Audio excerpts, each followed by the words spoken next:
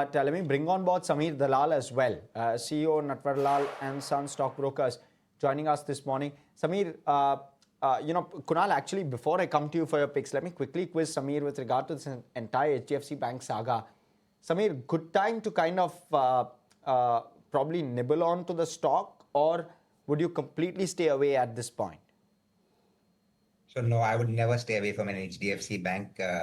I'm actually one in favor of, this is for me, it's a screaming buy opportunity in the market. Look, you don't get these opportunities quite often. And as long as there's nothing wrong with the book, in the sense that we are not going to see a sudden spike in the NPA numbers, I don't see why one should shy away.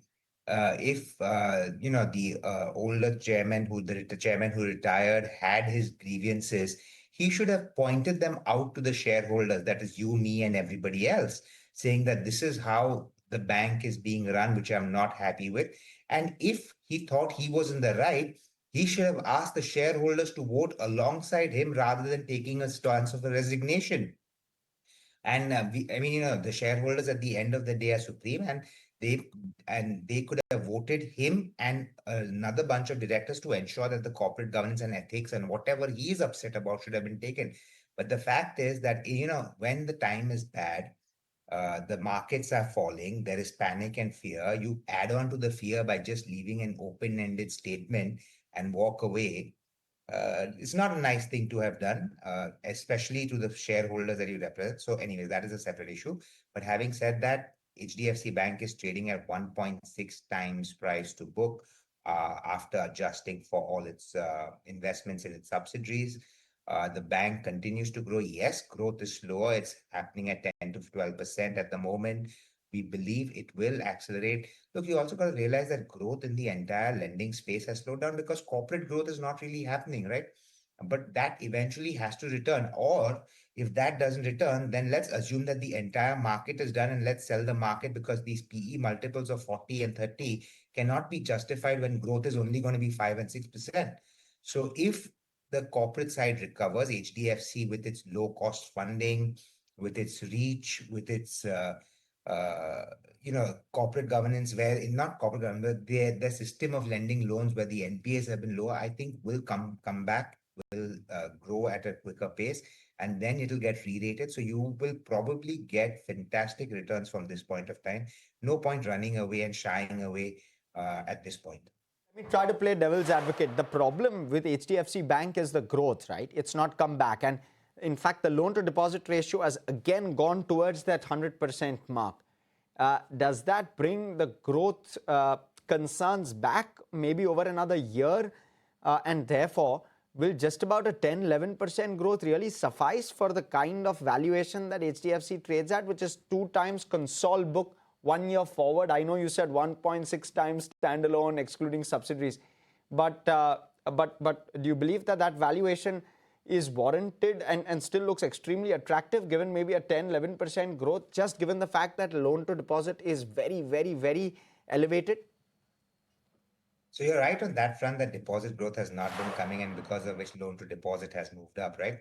But you also got to realize that post the merger with HDFC Limited, when HDFC Bank and they had a lot of bonds in HDFC, and all of those bonds need to be repaid to substitute it with low cost borrowing, which is generally CASA and or to some extent term deposits. Now, for the bank, it becomes very easy to raise deposits at a slightly higher rate. They got to up interest rates by 25, 30, 50 basis points. I'm not saying they'll do it on certain tenure loans with certain size quantum of money. And HDFC Bank will get the funds that they require from the growth perspective without really hurting their total borrowing cost. That borrowing cost may go up by as a whole by about 5 to 8 basis points, but they could get the money that they require. So is growth going to be affected because their loan to deposit ratios are a little elevated? No, I don't think it's going to happen. The entire space, if you look at it, it's the smaller banks that have been able to grow at a faster clip because their size is smaller in nature. But all of your others, you look at SBI growing at about 14%. I mean, you take your Bobs, your Canaras, you take, well, ICICI is one that has been doing a little bit better, but all of them are in the low teens, right? None of them have hit the 20-digit mark. Then the question remains, is not particularly to HDFC Bank, but it's particularly to the industry and particularly to India. Is India's high valuation multiple justified given the fact that we keep hoping that growth comes, which of course has been elusive for some time? Or do we believe that the growth will come and that's why these higher valuation multiples can be sustained for a longer period of time, given where we stand in context of the opportunity where you are at a 2,200 uh, uh, per capita income, which, generally whenever you reach that grows at a much faster clip, the economy start picking up. Plus, we have tailwinds of government giving cuts and things like that. Of course, it's been hurt right now because of the oil shock, but we believe that probably should wane soon. And if that happens, then the simple argument is we believe that the growth engines of India will start firing, and then these valuations start looking more justified.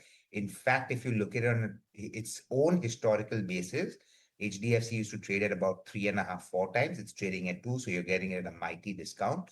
I'm not saying that on the console basis, 2 is cheap, but it is not expensive for the likes of an HDFC Bank who can still grow at 20% with very clean loans. Okay, all right.